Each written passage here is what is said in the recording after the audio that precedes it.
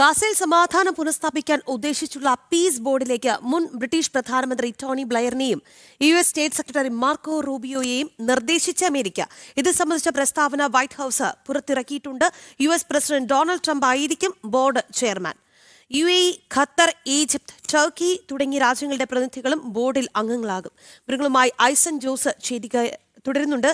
ഐസൻ, ഈ piece movement അല്ലെങ്കിൽ ഒരു എഗ്രിമെന്റ്, പീസ് ബോർഡ്, അത് എല്ലാം തന്നെ നിലവിലത്തെ സാഹചര്യങ്ങൾ അത്യന്താപേക്ഷിതമാണ് എന്ന് ചൂണ്ടിക്കാട്ടുന്നുണ്ട്. എന്തായാലും പീസ് ബോർഡിലേക്ക് അംഗങ്ങളെ എല്ലാം തന്നെ നിർദ്ദേശിക്കുന്നു. ഒപ്പം തന്നെ ഈ പ്രസിഡന്റ് ട്രംപിന്റെ ഒരു സ്ഥാനം അത് എങ്ങനെയാണ്, അതായത് സമാധാനം പുനഃസ്ഥാപിക്കുമ്പോൾ അതിന്റെ നേതൃതലവനായി ട്രംപ് ഉണ്ട് എന്നുള്ളതാണോ?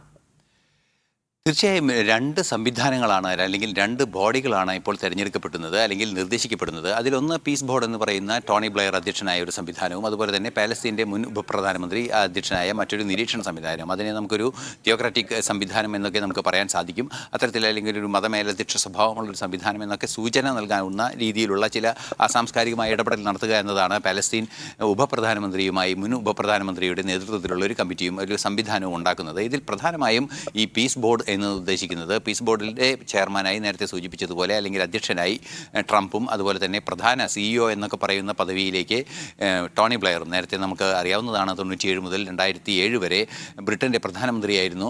ആ 2007 വരെയോളം ബ്രിട്ടൻ്റെ പ്രധാനമന്ത്രിയായി സേവനമനുഷ്ഠിച്ച വ്യക്തിയാണ് ടോണി ബ്ലെയർ.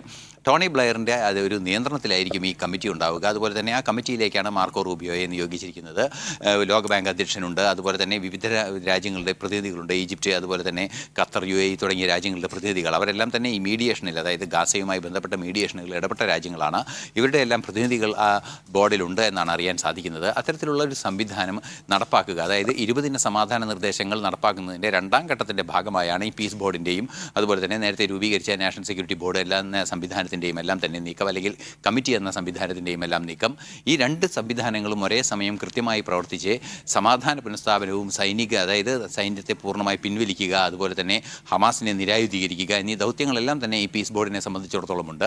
ആ പീസ് ബോർഡിൻ്റെ നിയന്ത്രണം പൂർണ്ണമായും ട്രംപിൻ്റെ കയ്യിലും അതുപോലെ തന്നെ അതിൻ്റെ എക്സിക്യൂഷൻ പോയിന്റിലുള്ള നിയന്ത്രണങ്ങളെല്ലാം തന്നെ മാർക്കോ റൂബിയോയുടെ കയ്യിലും വരുന്ന രീതിയിലേക്ക് കാര്യങ്ങൾ കൊണ്ടുപോകുക എന്നൊരു ലക്ഷ്യത്തോടെ തന്നെയാണ് ഈ നടപടി അദ്ദേഹം സ്വീകരിക്കുന്നത് അല്ലെങ്കിൽ നോമിനേഷൻ സ്വീകരിക്കുന്നത് എന്നാണ് മനസ്സിലാക്കാനും സാധിക്കുന്നത്. തീർച്ചയായും ആ കാര്യത്തിൽ രണ്ടാം ഘട്ടത്തിലേക്ക് കടക്കുന്നു. ഇനി മൂന്നാം ഘട്ടത്തിലേക്ക് കടന്ന് തകർന്ന ഗാസയുടെ പുനർനിർമ്മാണം നടത്തുമ്പോൾ രണ്ടാം ഘട്ടത്തിൽ പ്രധാനമായും ഡീമിലിറ്ററൈസേഷൻ, അതായത് ഇസ്രായേലിൻ്റെ സൈനിക സാന്നിധ്യം അവിടെ നിന്ന് മാറ്റുക, അതുപോലെ തന്നെ സ്വതന്ത്ര സൈനിക ഗാസയിൽ സമാധാനം പുനഃസ്ഥാപിക്കുക, അത് ഉദ്ദേശിച്ചുള്ള പീസ് ബോർഡിലേക്ക് അംഗങ്ങളെ നിർദ്ദേശിക്കുന്നുണ്ട് അമേരിക്കൻ പ്രസിഡന്റ്. ഒപ്പം തന്നെ ഇത് സംബന്ധിച്ച പ്രസ്താവന വൈറ്റ് ഹൌസ് പുറത്ത് ഇറക്കുന്നതിനൊപ്പം തന്നെ ട്രംപ് ആയിരിക്കും ബോർഡിന്റെ ചെയർമാൻ എന്നുള്ളതാണ്.